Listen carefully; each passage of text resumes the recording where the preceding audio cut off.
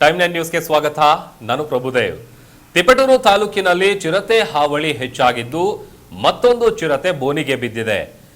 ತಿಪಟೂರು ತಾಲೂಕಿನ ಕಲ್ಲೇಗೌಡನ ಪಾಳ್ಯದ ರೇಷ್ಮೆ ಫಾರಂ ಬಳಿ ಇವತ್ತು ಬೆಳಗ್ಗೆ ಚಿರತೆಯೊಂದು ಬೋನಿಗೆ ಬಿದ್ದಿರುವಂತಹ ವಿಚಾರ ಗೊತ್ತಾಗಿದೆ. ಸಾರ್ವಜನಿಕರು ಸದ್ಯ ನಿಟ್ಟುಸಿರನ್ನ ಬಿಟ್ಟಿದ್ದಾರೆ. ಮೊನ್ನೆ ಸಹ ಕಾಡುಶೆಟ್ಟಿಹಳ್ಳಿ ಶಾಲೆಯ ಮುಖ್ಯೋಪಾಧ್ಯಾಯರು ತಿಪಟೂರಿನ ಅರಣ್ಯ ಇಲಾಖೆಯವರಿಗೆ ಬೋನನ್ನ ಇಡಿ ಅಂತೇಳಿ ಲಿಖಿತವಾಗಿ ಪತ್ರವನ್ನ ಬರೆದಿದ್ರು. ಅದರಂತೆ ಅರಣ್ಯ ಇಲಾಖೆಯವರು ಬೋನನ್ನ ಇಟ್ಟಿದ್ರು. ನಂತರ ಈಗ ಚಿರತೆಯನ್ನ ಸೆರೆ ಹಿಡಿಯಲಾಗಿದೆ. ಕಳೆದ ಒಂದು ವಾರದಿಂದ ಸುಮಾರು 3 ಚಿರತೆಗಳು ಈ ಭಾಗದಲ್ಲಿ ಓಡಾಡ್ತಾ ಇದೆ. ಇದು ಗ್ರಾಮಸ್ಥರಲ್ಲಿ ಭಯ ಹುಟ್ಟಿಸಿದೆ. ಮತ್ತೊಂದು ಕಡೆ ಶಾಲೆಗೆ ಹೋಗುವಂತ ಮಕ್ಕಳಿಗೂ ಕೂಡ ಈ ಚಿರತೆ ಕಾಣಿಸ್ಕೊಂಡಿದೆ. ಹಾಗಾಗಿ ಪ್ರತಿನಿತ್ಯ ಶಾಲೆಗೆ ಹೋಗೋದಕ್ಕೆ ಮಕ್ಕಳು ಕೂಡ ಭಯ ಪಡ್ತಾ ಇದ್ದಾರೆ.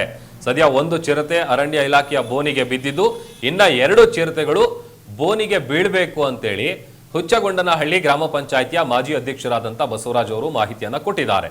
ಈಗಾಗಲೇ ಗ್ರಾಮದಲ್ಲಿ ಸುಮಾರು ನಾಯಿಗಳನ್ನ ಸಾಯಿಸಿರುವಂತ ಉದಾಹರಣೆಗಳು ಸಾಕಷ್ಟಿದೆ.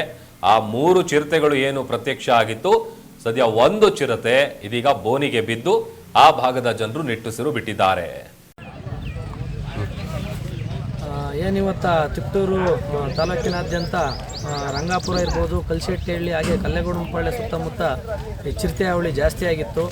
ಅದರಿಂದ ಈ ಫಾರೆಸ್ಟ್ಗೆ ನಾವು ಮಾಹಿತಿ ಕೊಟ್ಟಾಗ ಅವರು ಈಗೊಂದು 15 ದಿವಸದಲ್ಲೇ ಒಂದು ಬೋನಿಟ್ಟು ಚಿರತೆ ಹಿಡಿಯೋಂಥ ವ್ಯವಸ್ಥೆ ಮಾಡಿದ್ರು. ಹಾಗೆಯೂ ಕೂಡ ಅದು ಬಿದ್ದಿರಲಿಲ್ಲ.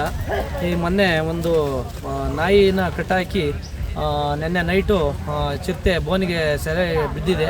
ಹಾಗೆಯೇ ಕೂಡ ಏನು ಈ ಸಾರ್ವಜನಿಕರಲ್ಲಿ ಆತಂಕ ಇತ್ತೋ ಅದು ಸ್ವಲ್ಪ ಮಟ್ಟಿಗೆ ನಿವಾರಣೆ ಆಯಿತೆ.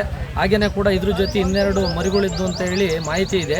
ಅದನ್ನು ಕೂಡ ಈಗ ಏನು ಸಂಬಂಧಪಟ್ಟ ಅರಣ್ಯ ಇಲಾಖೆಯವರು ಬಂದು ಪರಿಶೀಲಿಸಿ ಅವನ್ನು ಹಿಡಿದು ಇಲ್ಲಿಂದ ದೂರ ಬಿಡೋ ವ್ಯವಸ್ಥೆ ಮಾಡಿದರೆ ಸಾರ್ವಜನಿಕರಲ್ಲಿ ಆತಂಕ ಕಮ್ಮಿ ಮಾಡುತ್ತೆ ಅಂತ ಹೇಳಿ ನಾವು ಈ ಮೂಲಕ ಹೇಳ್ತಾ ಇದ್ದೀವಿ. ಹಾಗೆಯೇ ಸೆರೆ ಸಿಕ್ಕಂಥ ಚಿರತೆ ಇಲ್ಲಿ ಇದೆ, ನೋಡ್ತಾ ಇದ್ದೀವಿ.